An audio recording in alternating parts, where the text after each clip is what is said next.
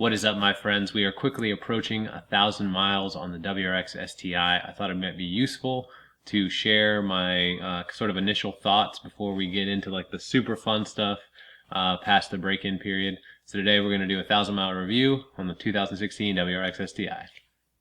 Let's do it. All right, so we are in the interior of the car, as you can tell. A little bit of background. I had a 2012 Subaru WRX hatchback before this car. I traded it in on this car.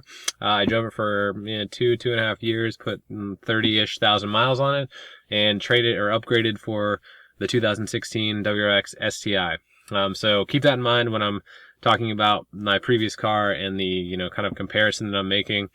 Similar car, but very different in some ways. So there's a lot of people out there probably looking to do something similar, maybe upgrade to the 2017 or 2018, whenever it gets the newer engine. But keep that in mind when we go through this review, so you can kind of understand where I'm coming from for my comparison's sake. And you remember that in my previous video, the new car video, the rear wing was kind of a point of contest for me. I wasn't sure whether I liked the big wing. I kind of wanted the lip, but I didn't want the limited.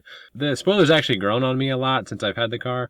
It hasn't been as like crazy and super attention grabbing as I thought it might be. Maybe the silver kind of helps tone down the car a little bit. People definitely talk about it, but it's not quite as, I'm not trying to get raced at every stoplight and stuff.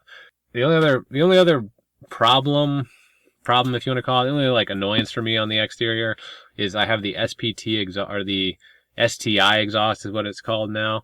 I had that on my previous gen WRX, and I have it again on this vehicle. And they notoriously hang lower. The tips kind of sag lower than would be ideal. It's like a couple, maybe 1.5 to 2 inches lower than the diffuser. So if it could just be pulled up a 1/2 inch or 1 inch, it would kind of like clean up the rear instead of looking like you have these big cans hanging below the bumper. The headlights are definitely better than the previous generation. I didn't have the STI, so I didn't have the HIDs before. So obviously the higher output headlights are definitely appreciated by me, and it's not the color because I want to look cool. I do legitimately drive on some darker roads to and from work, and in the wintertime, when I leave to go to work, it's dark, and when I come home from work, it basically seems like it's dark. So it does help to be on those back roads and have some extra light output. Interior-wise, the interior is definitely different from the previous gen. A lot of people get upset about Subaru doesn't have a great interior quality, and they don't compared to Audi or compared to BMW or something like that. A lot of what you're paying for in these cars, though, is the performance. It's not necessarily the creature comforts. I personally think that this generation, they've done a pretty good job upgrading from the previous gen. So the steering wheel in the previous gen was actually pretty nice. This one I think is even better. Flat bottom wheel, you've seen it before. It has a good feel, has decent controls on it. The seats in the previous gen were a big point of contest for a lot of people. They did not like the seats. They said they made your back hurt and they weren't uncomfortable, etc., etc. I didn't really feel that way. I liked the seats. I liked the look of them in the previous gen. They kind of looked a little bit more traditional, like race Recaro-y sort of seats. The headrest didn't move. It was kind of all one big bucket. I liked that. I liked the little WRX in the color that they had and everything, but I never really felt like, oh, my back is fatigued or I feel uncomfortable in these. And these seats always got praised for being really nice. So when I got in them, I agree. They are very nice seats. I do like the padding. The padding almost feels like a little bit memory foam-ish. I don't know if that's because it has the Alcantara on top or whatnot, but it feels a little bit like memory foamish. They definitely fit me well. They definitely are more comfortable than the previous gen. They hold you in well. I guess I didn't realize what I was missing in the previous gen, but I do really like these. I do drive, nearly an hour each way to and from work. So these have been well enjoyed over the past 1,000 miles. The seat itself, though, takes a little bit getting used to. The height. This seat is all the way down, and it's still probably, I don't know, at least 8 inches or so from the floor. So in a lot of sports cars, you sit low to the floor, your legs are pretty straight out in front of you. I felt more like that in the previous gen WRX. This one, it's almost like a little mini captain's chair. It's not as high as like a minivan or my wife's Hyundai Tucson over here. but it's kind of like somewhere in between. And people have complained that they don't feel like the car is super racy because of that, but I don't know. It actually helps your legs from fatiguing a little bit. They're not kind of like straight out in front of you and stuff. So I don't mind that, but it was a little bit took a little bit of getting used to because it's just a different seating position. Besides that, the Bluetooth quality is not very good. The listening or the audio is fine, but the microphone, I think it's actually up here in the little like light thing here, but I've talked to people kind of extensively over the past week or so. Every time I talk to somebody, they tell me they can't hear me and it sounds muffled and they don't know what, you know, they don't know what I'm saying, etc. I think part of that is these cars are, you know, kind of notorious for having a lot of wind noise and having a lot of not very good sound deadening in here. And, you know, I have the SPT exhaust or the STI exhaust on top of that. So I think all of that kind of contributes to a bad mic quality. It does have the ability to adjust the microphone volume up, which I've done, but I think that just amplifies myself as well as all of the wind noise. So, other than that, I think I'm gonna do an interior review video to kind of show people what's new for 2016 and kind of like what options I went with in here, why I like it more. But you know, this car did come with, you know, a few more features than my previous WRX. It has, you know, navigation and like some of the apps that they come with, like Subaru Starlink now, and it's got cool stuff in the radio. Like if you're on a phone call, it'll buffer however long I think it's like up to 20 minutes of radio. So like if you were in the middle of a good song, somebody calls you, it'll buffer the song, so when you come back, it'll continue playing right where you left off. Pretty cool. Outside of that, you know, the carbon fiber is nice. The arm, I wish I had an armrest that extended. My last car had the extendable armrest. You can do that. But there's nothing super crazy in here that's like, I must have it over the previous gen, but it is a lot. It's definitely nicer, and it definitely made my commutes a little bit more comfortable. Let's see. So there is a small difference in the interior color. So I had the black interior in the previous gen as well.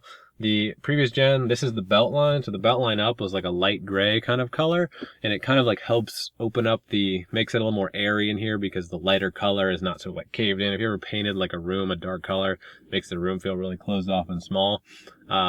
Same general idea. From here, it's all black. So everything's black or super dark gray or whatever you want to call this. The headliner, all the ABC pillar trims, everything, all black. I think it looks good. I really do like it, but it does feel a tiny bit more closed off, even though the cabin, I think, is technically bigger than the previous gen. In addition to that, the windshield is a little bit more slanted. So it's a little bit weird. From like the belt line down, feels more roomy, feels like you're sitting up a little bit higher, you got more, you know, more comfortable seat, more leg room. From the belt line up, it feels a little bit more cramped, and I think that's because of the color as well as like the windshield and stuff. So took a little bit of getting used to, but so far so good. Loving it so far. But yeah, let's go for a ride in the car. Let's see if we can pass that 1,000 miles. I'll talk about the general driving characteristics and what I do and do not like about it, what took some getting used to, and then, you know, this is all, like I said, all initial impressions because I haven't got to like really enjoy the car yet. You're supposed to stay below 4,000 RPM. So we all know that these cars, the EJ is not super fun at low RPM. So let's get on that. I might have to switch to my GoPro because this camera probably is not going to hang in there once we get on the road. All right. Just give me 1 second. Oh yeah, GoPro time. Ready? Ooh.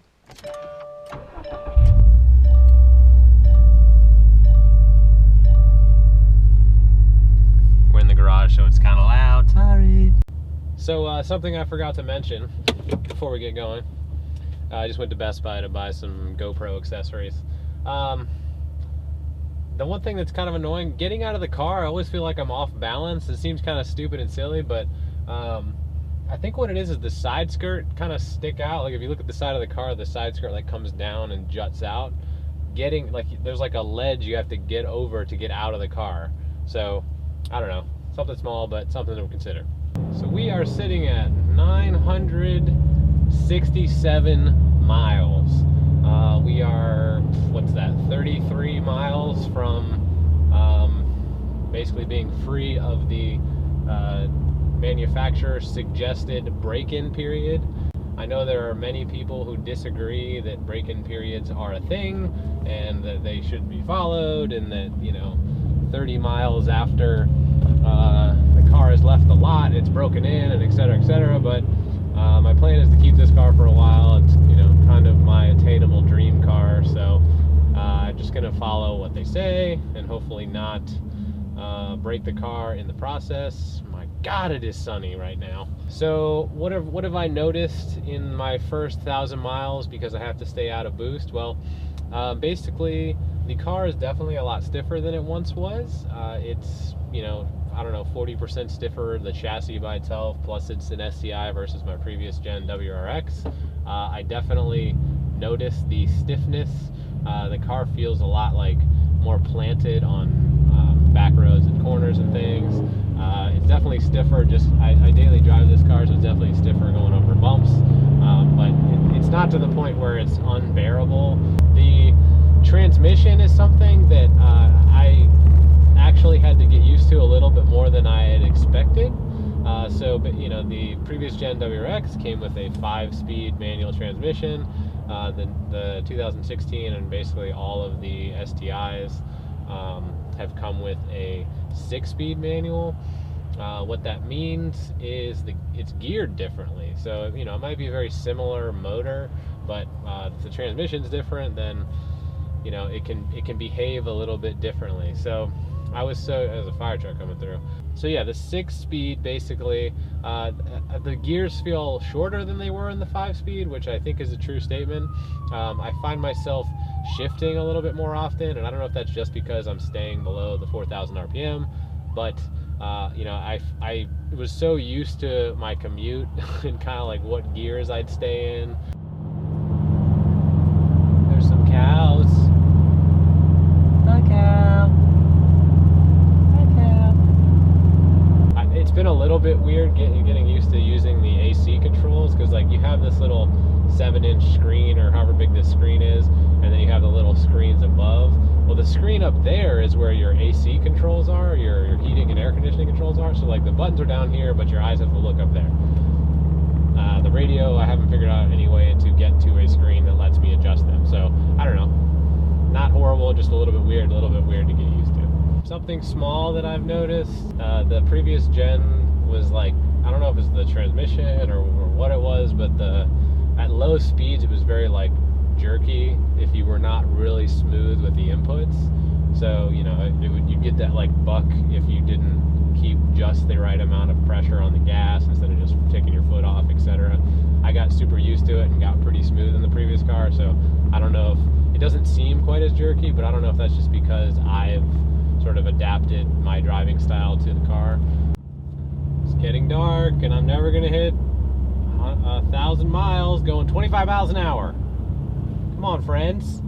Something worth mentioning for sure is this new sound tube thing they got going on. So I am gonna be very curious to hear how it sounds once I can, you know, kind of like go more full throttle and you know, go higher in the RPM range. But basically in like the low, you know, little bit of boost that I've been able to get into, it sounds kind of weird. Like it's supposed to be like a whooshing, sucking sound. You're supposed to be able to hear the noise from the engine better, basically in the cabin. So it's not a amplified noise or a fake noise, but it's just a tube that they've basically pulled off one of the intake tubes or something and piped in down here into the dashboard. But I don't know how I feel about it yet. It sounds kind of weird, not good yet. So when I do it, you can hear this like weird little, like, it's almost like metallic-y sounding. It's supposed to be air, but I don't know, it has a weird sound. I've looked on the internet and a lot of people have said very similar things, that it just has a weird sound. So hopefully we'll experience that a little bit more and I can kind of get a better opinion about it. But for now, I don't know. I don't think it's adding anything currently, but I haven't really used the car to its potential to hear that sound. So I don't know. Maybe it's a good thing, maybe it's not, who knows.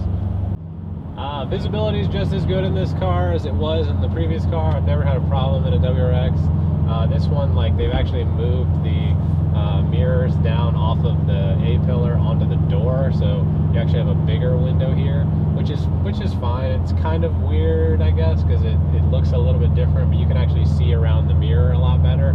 Out the back, I didn't have the huge wing before, obviously. I had the hatch, so it doesn't really block any of your view. It's so tall that you can just look right through the trunk and the wing. I mean, there's a yellow Corvette following me right now. I have no problem seeing them. Never had any problems at night or whatever. The only weird part is, since it's like such a big piece of plastic, or I don't know what it's made out of, ABS or something, when you kind of catch it in your peripherals, you almost feel like there's a car like right on your blind spot or right there. Like I've looked behind me before and went, oh crap, is there a car behind me? But it's just the wing.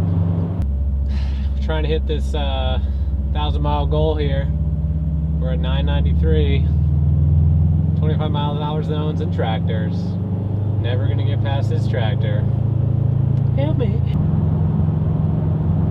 Oh yeah. Oh yeah, people. It may be dark outside, but we just passed break-in period. Let's have some fun. I shit you not, there's a train coming through right now.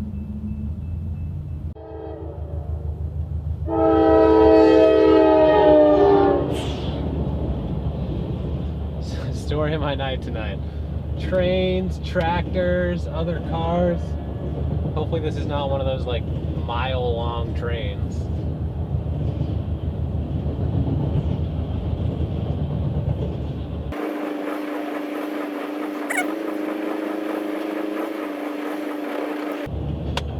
Still waiting on the train, waiting on the train.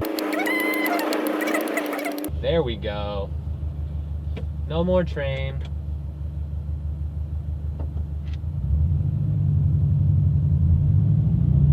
Let's get through these railroad crossings here. And then get up to speed.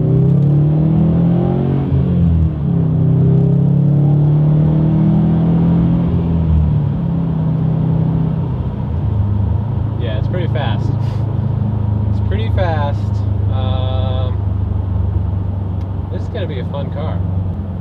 So thank you very much for watching the video. If you're interested, please subscribe. I also have a 95 BMW M3 that I am kind of converting into a track/weekend warrior style car. So if you're interested in that, please take a look at those videos. Again, my name is Chuck. This is the channel T-Rex.